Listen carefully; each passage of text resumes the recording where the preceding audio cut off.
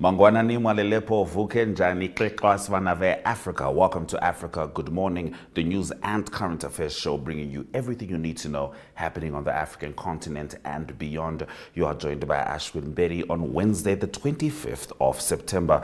These are some of the stories that we're looking at today. Hundreds of seriously ill prisoners freed in DR Congo.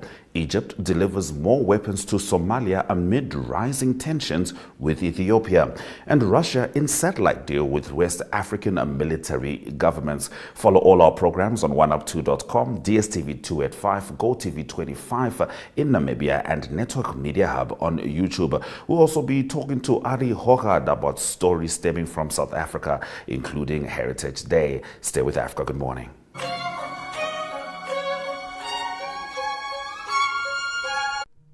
Entries are now open for the second round of Republicane's Bridal Couple of the Year competition. Couples married between 1 June and 31 August have until 30 September of this year to enter the second round of the competition. Another one of the top 10 couples will be chosen from this pool to participate in the final, taking place in May 2025. To better your chance of reaching the final, enter now.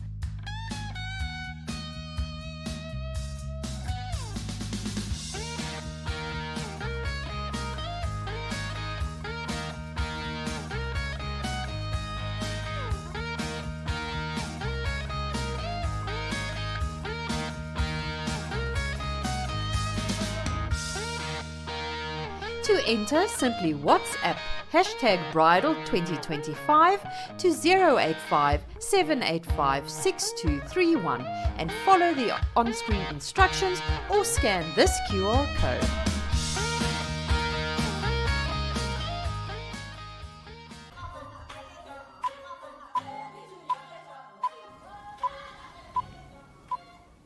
Let's get into the top stories on Africa Good Morning. Some 1,685 seriously ill inmates have been released from one of the most notorious prisons in the DRC in the latest move to tackle overcrowding. The release began at Makala prison in the capital Kinshasa on Sunday. It was there at the beginning of this month that 129 prisoners died in an attempted jailbreak. Some were shot dead by security forces while others were killed in a crash, officials said. The government pledged to speed up its plans to decongest the prison, where conditions have been described as true hell. Some of the inmates identified for release can be seen in a series of images published on the Justice Ministry's Facebook page. With a population of at least 14 million people, Kinshasa has 2 jails in addition to Makala. The military prison of Ndole has an official capacity of 500. Emmanuel Adu Kole, head of the Bill Clinton Foundation for Peace and a local NGO that focuses on prison conditions, welcomed the release, but added that more needed to be done to address the problems inside the prisons.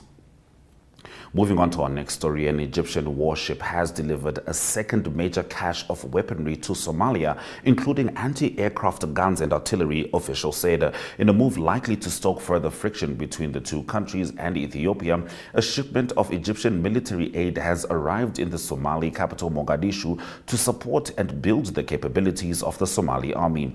Egypt's foreign ministry said in a statement on Monday. Now, the shipment reaffirms Egypt's ongoing central role in supporting Somali efforts to develop the national capabilities necessary to fulfill the aspirations of the Somali people for security, stability, and development.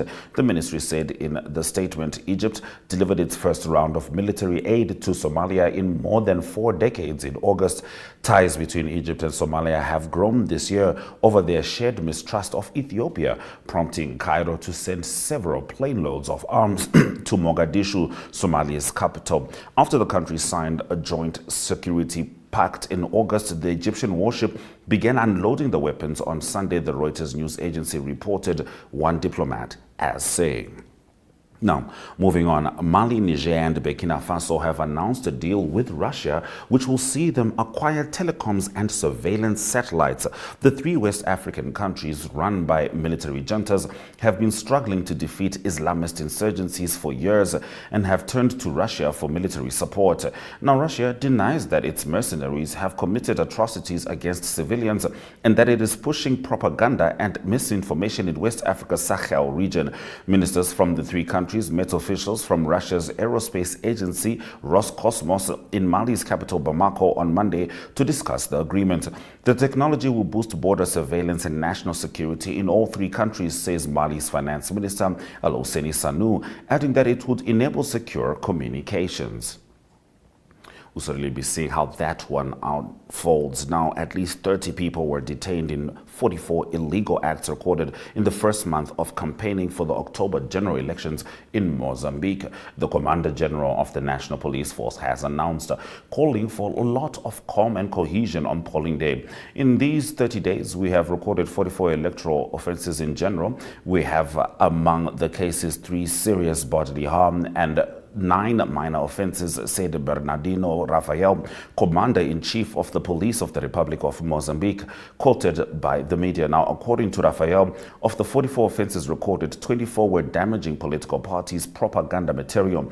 Bernardino Rafael called for cohesion and calm among voters with less than 20 days to go until the vote, which is on October the 9th. Now, at least 30 decomposing bodies have been found on a boat off the coast of Senegal, military authorities say. The Navy was informed of a vessel that was adrift about 70 kilometers from the capital, Dakar. According to a military statement on X, they brought the wooden canoe or pirogue into the port on Monday morning. Recovery, identification, and transfer operations are being made extremely delicate by the advanced state of decomposition of the bodies, the statement said.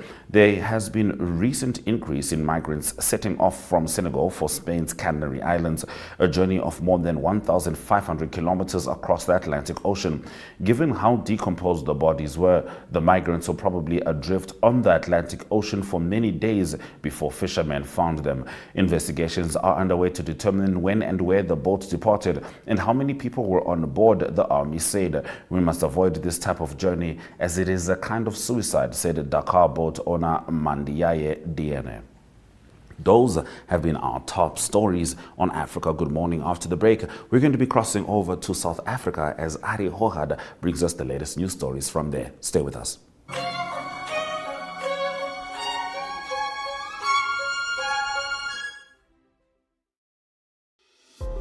Neopaints has established a 67-year Namibian legacy, creating personalized paint solutions that blend quality and innovation for the Namibian people. We pride ourselves in being a 100% Namibian-owned company, investing in our country and our people by employing and empowering true Namibians. With every brushstroke, Neopaints commits to our quality guarantee and always delivering a coat of excellence. At Neopaints, we always stay true to our country. We are as Namibian as you.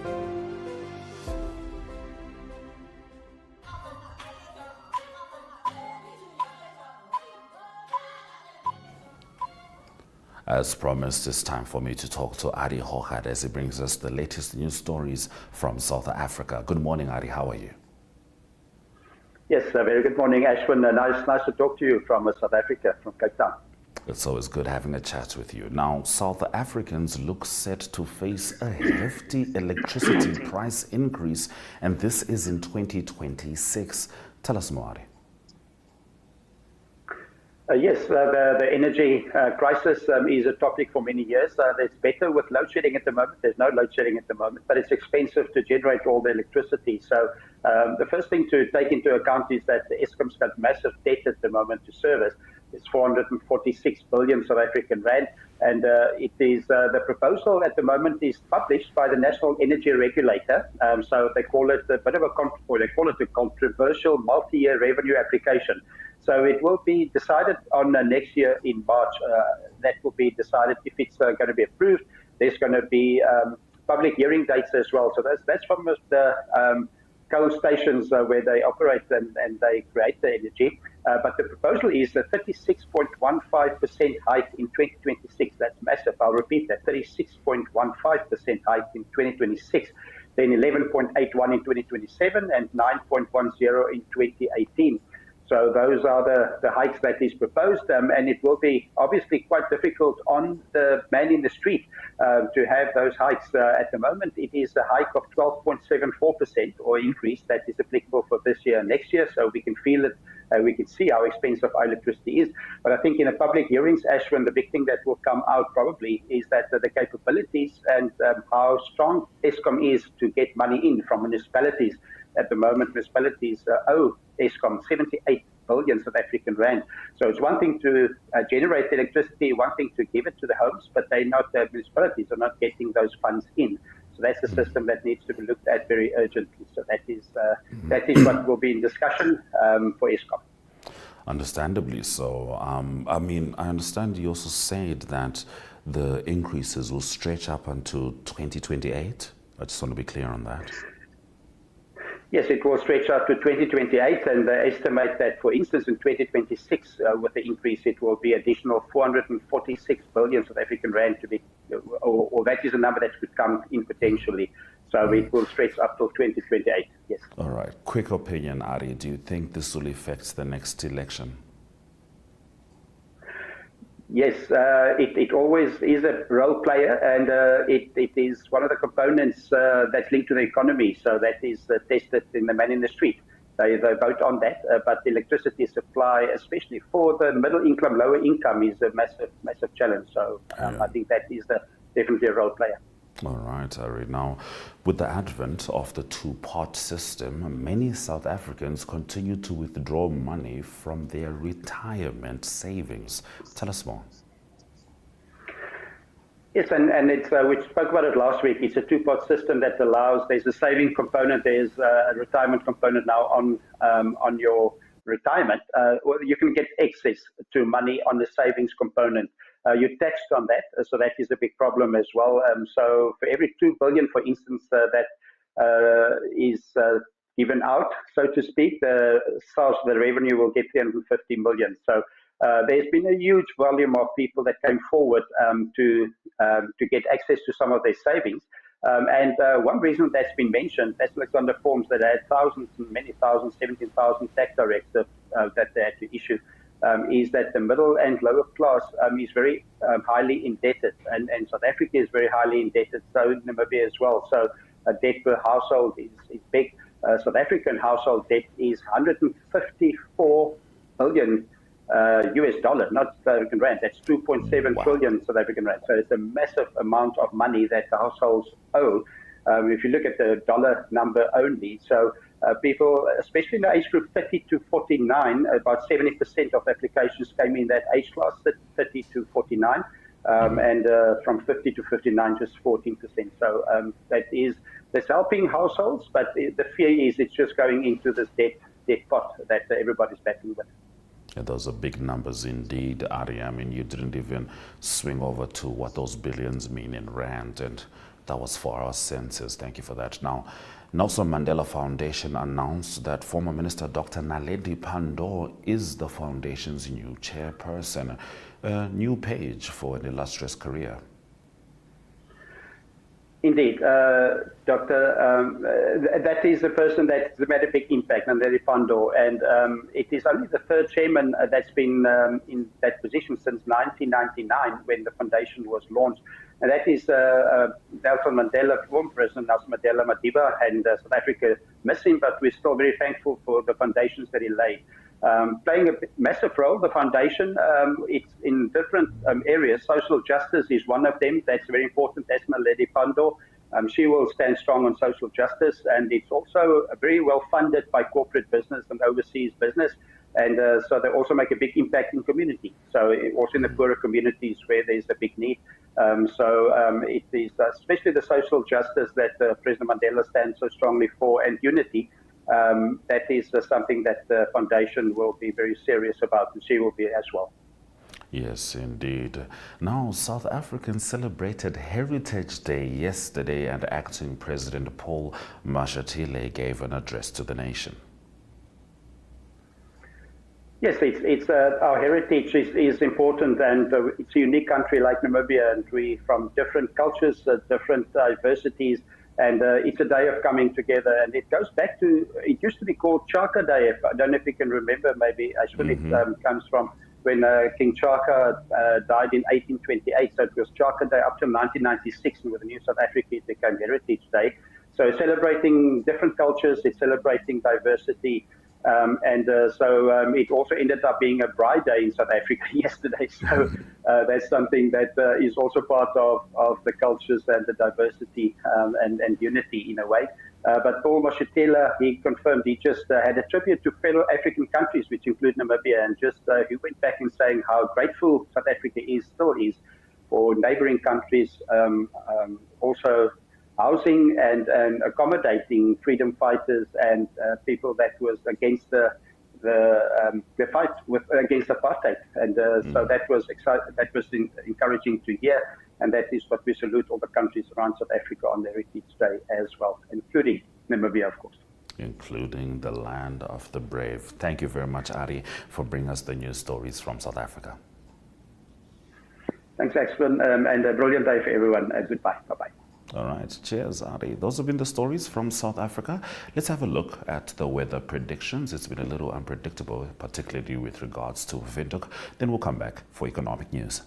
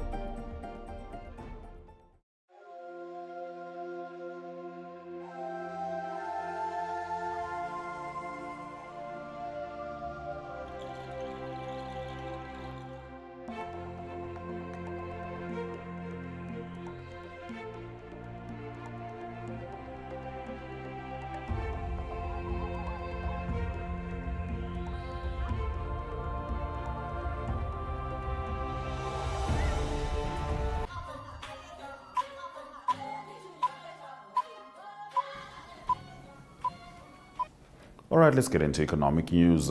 The governor of the South Kivu province in the Democratic Republic of Congo has approved the resumption of all mining activities in the region, but said authorities would continue their investigation into the sector. All mining activities in the restive region, which is rich in minerals such as gold, copper, diamond, tin, tantalum, and cobalt, were suspended in July when Governor Jean-Jacques Purusi Sadiki ordered companies and operators to leave mining sites to restore order to mining operations. In August, the suspension was lifted with the exception of gold extraction. A statement published by a government spokesperson said back then that consultations with operators in the industry would continue. Following a preliminary investigation after the ban in July, more than 550 mining operators out of nearly 650 were found to be operating without proper authorizations, a provincial mines minister told Reuters in early September. He added that more than 45 people, including 2 magistrates involved in fraud and the illegal exploitation of minerals in the province, had been arrested. In our other economic news story, the governments of Uganda and Mozambique have lifted visa requirements on travelers from either nations. Uganda signed a memorandum of understanding with Mozambique to allow nationals of both countries to travel between the two states without a visa. The move adds Mozambique to a list of countries that includes Angola, Kenya, Botswana, Ireland, South Sudan, Malawi, Malaysia, and Comoros, where nationals are exempt from paying a $50 visa fee. It follows a request from the Mozambican government during the second session of the Joint Permanent Commission meeting in Kampala between the two countries. Those have been our economic news stories. Let's have a look at the indicators before Arrie swings back with international sport.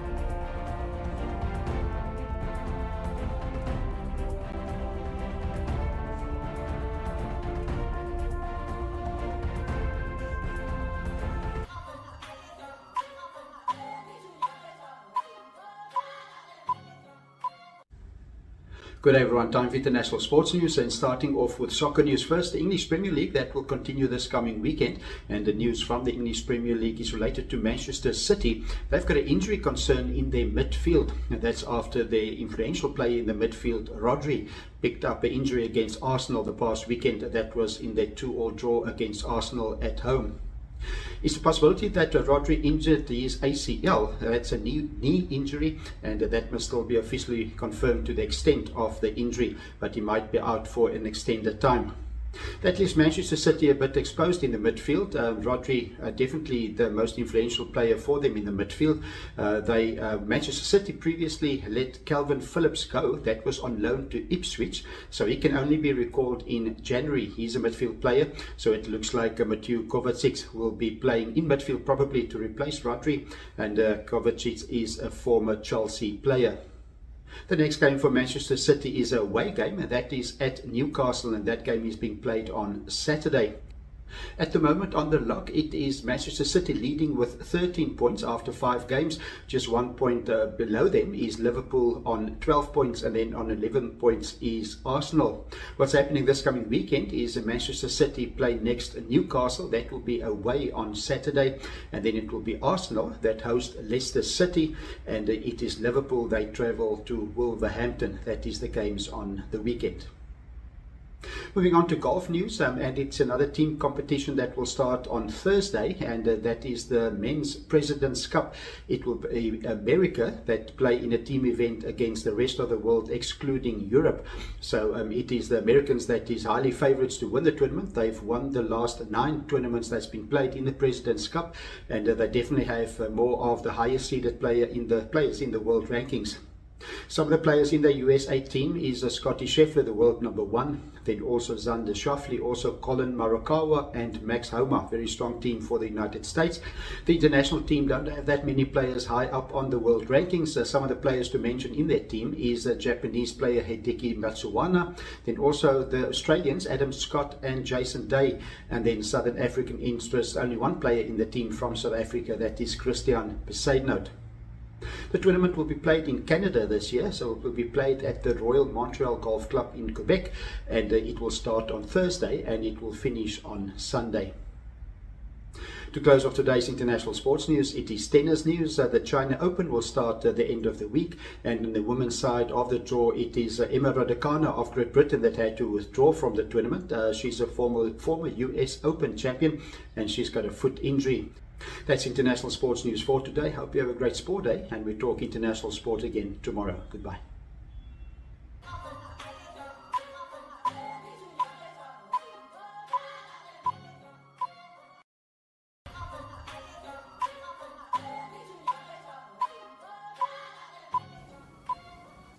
Thank you for staying with Africa Good Morning on Wednesday, the 25th of September. These are the highlights from the show. Hundreds of seriously ill prisoners freed in DR Congo. Egypt delivers more weapons to Somalia amid rising tensions with Ethiopia. Russia in satellite deal with West African military governments. Boat with 30 decomposing bodies found off Senegal coast. Uganda, Mozambique lift visa requirements on each other. DSTV 285, GoTV 25, oneup2.com, Network Media Hub on YouTube is precisely where you can find us. From me, Ashwin Bedi, and the Africa Good